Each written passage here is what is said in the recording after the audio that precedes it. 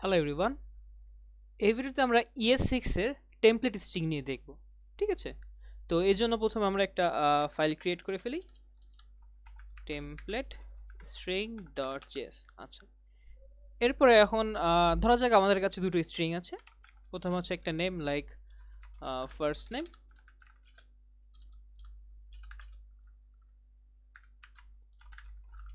এবং আরেকটা স্ট্রিং আছে এখানে হচ্ছে like last name.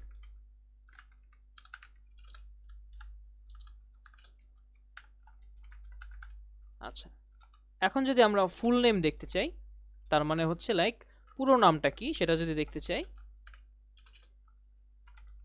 First name plus last name.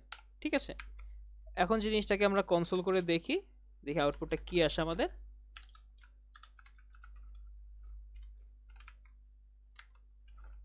Node template string dot JS, তার মানে আমাদেরকে পুরো নামটা দেখাচ্ছে। ঠিক আছে, তো আমরা হচ্ছে এভাবে হচ্ছে লাইক যে কোনো স্ট্রিং আউটপুট দিতে পারি।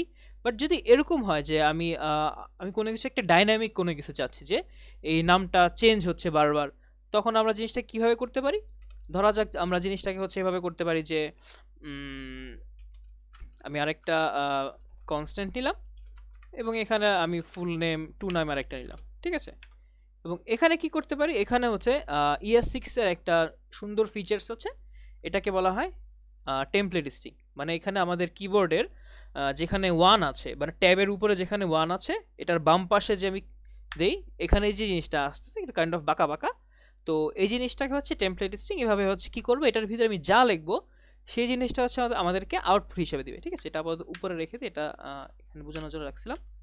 আচ্ছা, তো তারপরে কি করতে হবে, এখানে হচ্ছে আমি আমাদের কিবোর্ডের লাইক যে শিফট প্রেস করে আমরা 4 বা আমার হচ্ছে ডলার সাইনটা যদি দেই, এবং এটার ভিতরে কার্লি ব্রেসেস দিয়ে হচ্ছে আমি যে কোনো কিছু লিখতে পারি, লাইক ফার্স্ট নেম,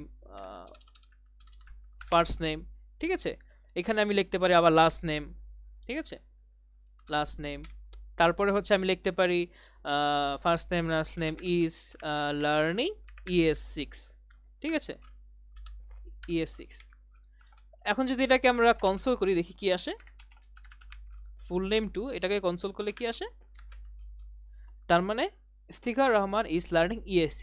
তাহলে এভাবে আমরা খুব সুন্দরভাবেই লাইক এই ক্যারেট সাইনের ভিতরে হচ্ছে আমরা লাইক এখানে ডলার দিয়ে ডাইনামিক্যালি লাইক কোনো কিছু লিখতে পারি। ঠিক আছে, তো এই জিনিসটা হয়তো পাওয়ারফুলনেস বোঝা নাও যেতে পারে, যে এই জিনিসটা আসলে দরকার কীভাবে, এভাবেই তো করা যেতে পারে। যদি দেখতে চাই তাহলে আরেকটা ইন্টারেস্টিং জিনিস দেখি, সেটা হচ্ছে কনস্ট্যান্ট ফুল নেম, এটাকে ধরলাম 3, এটা 3 নম্বর। এখানে কি করা যেতে পারে, ধরা যাক এখানে হচ্ছে লাইক নামটা লিখবো আমরা। ঠিক আছে, নামটা হচ্ছে এখানে হচ্ছে আমরা নামটা লিখবো। এখানে ধরা যাক লাইক ধরা যাক এখানে হচ্ছে আমরা ফার্স্ট নেম লিখলাম। ফার্স্ট নেম ইজ, আর কিছু লিখতেছি না, ফার্স্ট নেম ইজ। আমি এখানে কি করতে পারি, এখানে আমি যে কোনো কিছু করতে পারি, যোগ বিয়োগ গুণ ভাগ করতে পারি। ধরলাম এখানে লাইক 10 10 10 10 এরকম কিছু করলাম। ইজ এত ইয়ার্স ইয়ার্স ওল্ড। এখন যদি আমরা এটাকে রান করি, দেখি কি আসে। তার মানে আমরা যদি, আচ্ছা এগুলো আপাতত আমি কমেন্ট আউট করে রাখি জাস্ট বোঝার সুবিধার জন্য। তার মানে হচ্ছে আমাদের হচ্ছে এই লাইনটাই রান হচ্ছে।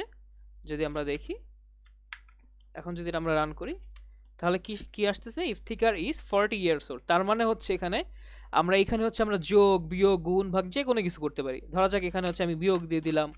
এখন যদি এটাকে রান করে দেখি, তার মানে 20 ইয়ার্স ওল্ড। ওকে, তো এইভাবে হচ্ছে আমরা লাইক যোগ বিয়োগ গুণ করতে পারি, লাইক 3টা যোগ হয়ে 30 হলো, দেন 10 বিয়োগ হয়ে লাইক 20 হলো। এভাবে হচ্ছে আমরা যোগ করতে পারি, অথবা আমরা এখানে চাইলে কোনো কিছু গুণও করতে পারি। তো এইভাবে এই ES6 এর এই লাইক টেমপ্লেট স্ট্রিং এর মাধ্যমে আমরা হচ্ছে যে কোনো কিছু কিভাবে করতে পারি।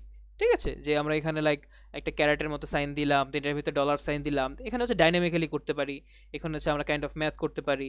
আবার আরেকটা জিনিস দেখায়, ওইটা হচ্ছে লাইক আমি তো নাম লিখলাম, বাট এমন হয় অনেক সময় লাইক আমি হচ্ছে মাল্টি লাইন লিখতে চাই। তার মানে কি আমি কয়েকটা লাইন লিখতে চাই, তো এটার জন্য আমি কি করতে পারি, লাইক জাভা স্ক্রিপ্টের, মানে জাভা স্ক্রিপ্ট যখন ছিল বা জাভা যখন আপডেটেড ছিল না, তখন এখানে আমরা কি করতাম, তখন হচ্ছে তখন একটা মাল্টি লাইন একটা ভ্যারিয়েবল ডিক্লেয়ার করে ফেললাম। এখানে হচ্ছে আমরা কি করতে পারি, ধরা যাক লিখলাম যে জাভা স্ক্রিপ্ট, আরে জাভাস্ক্রিপ্ট, তারপর হয়তো লিখলাম আমি লাইক ES6, তারপর হয়তো আমি লিখলাম লাইক React.js। ওকে, আচ্ছা এখন যদি এটাকে আমি আর কিছু না, এখন যদি আমরা এটাকে লাইক রান করি মাল্টি লাইন, দেখি আমাদের আউটপুট কি আসে। এটাকে হচ্ছে আমরা আপাতত কমেন্ট আউট করে রাখি, জাস্ট এটাতে ফোকাস করতেছি আমরা। No template string dot JS কি আসতেছে, জাভাস্ক্রিপ্ট ES6 React.js। তার মানে হচ্ছে এই জিনিসটা হচ্ছে আমরা যদি আরেকটা লাইনে করতে চাই, আমরা যদি মনে করি যে এখানে আরেকটা লাইন দিয়ে দিলে হয়তো হয়ে যাবে, যদি এরকম করে আমরা রান করে দেখি কি হয়, হচ্ছে না। কারণ কি, জাভাস্ক্রিপ্ট হচ্ছে এভাবে করে লাইক আরেকটা লাইনে দিয়ে দিলে হবে না, ওইখানে করার ক্ষেত্রে হচ্ছে এখানে হচ্ছে একটা লাইক আমাদের কিবোর্ডে যেই ফরওয়ার্ড স্ল্যাশ আছে, ফরওয়ার্ড স্ল্যাশ প্লাস এন, তার মানে হচ্ছে এটা দ্বারা ডিরেক্ট করতেছে যে একটা নতুন একটা লাইন হবে, ঠিক আছে। এইটা সেমভাবে এখানে দিয়ে দিলাম এভাবে, ঠিক আছে, ফরওয়ার্ড স্ল্যাশ আর এন, এন মানে হচ্ছে নিউ লাইন বোঝাচ্ছে। তার মানে এখন যদি আমরা এটাকে আউটপুট করে দেখি জাভাস্ক্রিপ্ট ES6, আচ্ছা এখানে তো আর লাগবে না নিউ লাইন করা, এটা আপাতত কেটে দেই। তার মানে এই যে আমরা যে তিনটা জিনিসকে আমরা লিখছি একটা লাইনেই, বাট জিনিসটা হচ্ছে তিনটা লাইনে চলে আসছে, ঠিক আছে। তো এই লাইক ফরওয়ার্ড স্ল্যাশ এবং এন দিয়ে হচ্ছে আমরা লাইক নতুন লাইন ক্রিয়েট করতে পারি, এটা হচ্ছে জাভাস্ক্রিপ্ট এভাবে করতাম। বাট ES6 হচ্ছে জিনিসটাকে খুব সহজভাবে করে দিছে। কিভাবে সহজভাবে করছে, আমরা যদি দেখি কনস্ট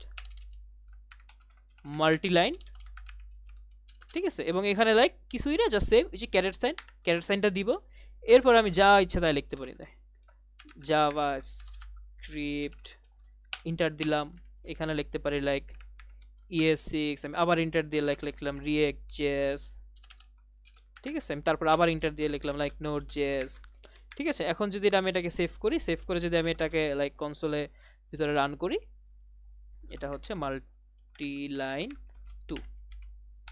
আচ্ছা এটাকে আপাতত আমি হচ্ছে কমেন্ট আউট করে রাখি, কারণ এটা আমাদের মেন ফোকাস। এখন যদি আমরা রান করি কি হবে, এখন কিন্তু আমাদের ঠিকই এটা নিউ লাইনে চলে আসতেছে, জাভাস্ক্রিপ্ট ES6 React.js। এটাকে নিউ লাইন আছে, এখানে জাস্ট এটাকে ক্লোজ করে দিলে হবে।